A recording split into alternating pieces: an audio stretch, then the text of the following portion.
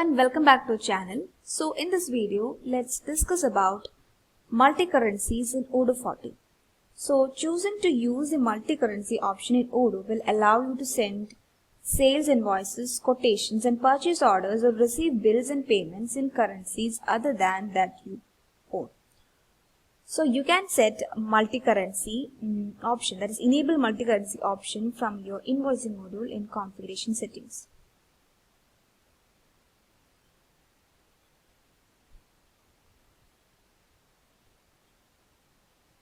So here below you can see multi-currency is already enabled, and you can set a main currency for your company.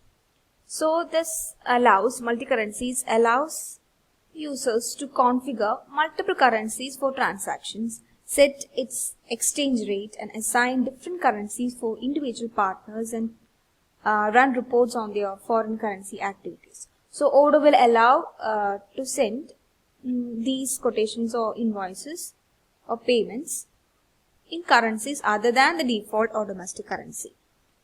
So here you can also find option to post exchange different entries in journal.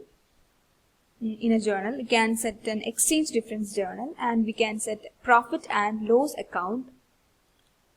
So this exchange difference journal, it records the differences in payment, registration and expected amount.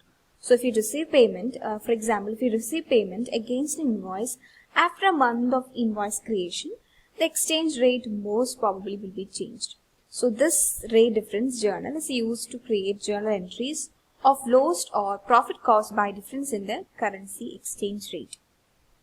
So you can see by a default journal is set here, and you can see default gain and loss account is set for your company. And here we can see an option for automatically updating exchange rate.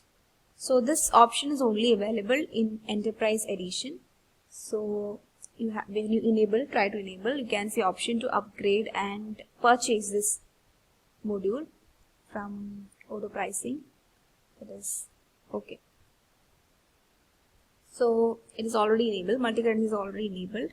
Now it is possible to active other currencies by just clicking on this active other currencies, or we can just come under configuration and see all the active currencies. So you can see 4 currencies are active, and you can see the currency, then symbol, date and the current rate at that particular date, and you can see whether that currency is active or not. So here it is possible to active other currencies also.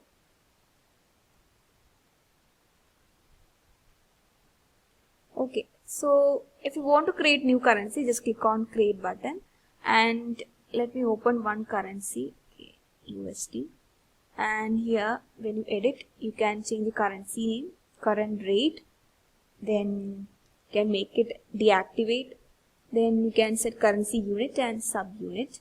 And if you click on rates, you can provide rates at different dates. So here you can see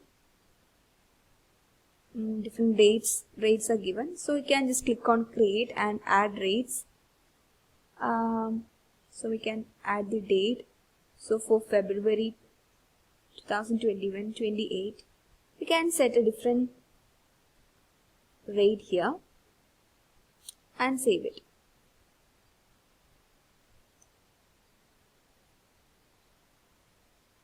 So for example, if you create an invoice at this date, this rate will be taken. Okay, so after setting currency, we can set this currency for your journal. So if you click journal, and you can see different journals are available. So just open a journal. Suppose I'm selecting customer invoices. So here we can find option to set a default currency for this customer invoice journal. So I can set default currency as INR, and after saving, if I create a customer invoice, so inside the form, you will be able to see the default currency set for that journal, customer invoice, and it is also possible to change from here.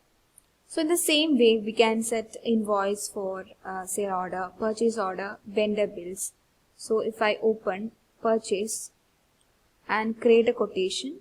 So inside the quotation form also we can see the currency and can change the currency of this quotation. Okay, so let me add a product here and confirm order.